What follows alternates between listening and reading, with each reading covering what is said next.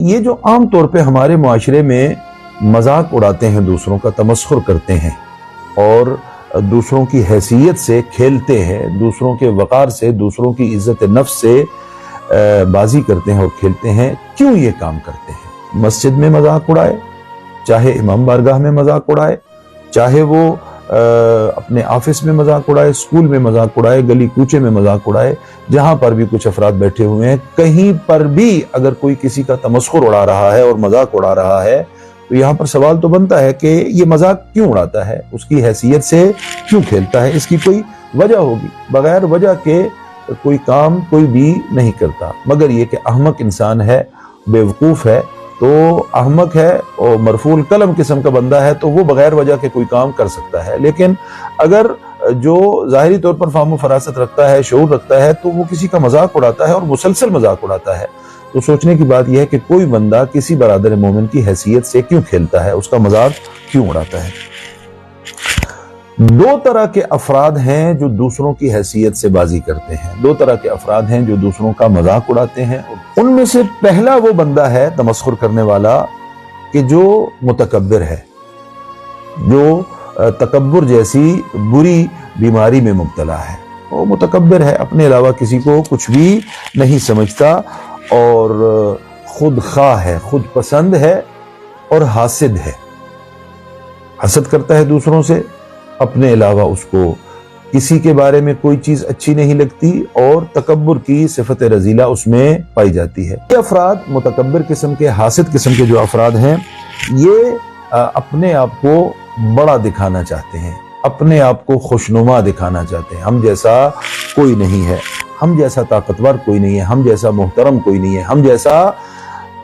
کوئی نہیں ہے۔ دوسرے جو ہیں وہ نہ ہماری طرح احترام رکھتے ہیں، نہ ہماری طرح شعور رکھتے ہیں اور نہ ہی ہماری طرح وہ طاقتور ہیں۔ یہ اس احساس تکبر کے نتیجے میں عملی طور پر یہ کام کرتے ہیں۔ اور کیوں یہ کام کرنا چاہتے ہیں؟ کہ خود یہ سوچ رہے ہوتے ہیں کہ دوسروں کو اگر یہ کمزور دکھائیں گے، دوسروں کو اگر یہ سرفکندہ کریں گے اور دوسروں کو اس انداز میں پکاریں گے تو ان کو ذلیل اور خوار کر کے ہمیں کوئی مرتبہ مل جائے گا اور ہمارا قد بلند ہو جائے گا۔ اپنے تئی یہ سوچ کہا جا سکے، یہ لوگ احساس کمتری کا شکار ہوتے ہیں، یہ اظہار کرتے ہیں ان چیزوں کا، لیکن دل ہی دل میں کمی کا احساس کرتے ہیں اور ان ظاہری قسم کی حرکات کے نتیجے میں اپنی اس کمی کو اور احساس کمتری کو پورا کرنے کی کوشش کرتے ہیں، بد اخلاقی کا مظاہرہ کرتے ہیں، دوسروں کی عزت نفس سے کھیلتے ہیں، دوسروں کا مذاق اڑاتے ہیں، اپنا لہجہ تبدیل کرتے ہیں، اپنے ہاتھوں کی حرکات ان کو تبدیل کرتے ہیں۔ مقصد یہ ہوتا ہے کہ اس کو ذلیل و خوار کیا جائے اور اپنے لیے ایک مقام اور مرتبہ،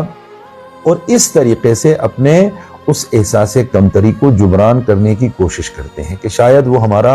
احساس کمتری جو ہے دوسروں کو ذلیل کر کے پورا ہو سکے اور اس کا جبران ہو سکے۔ یہ ایک طرح کے افراد ہیں جو متکبر ہیں، جو احساس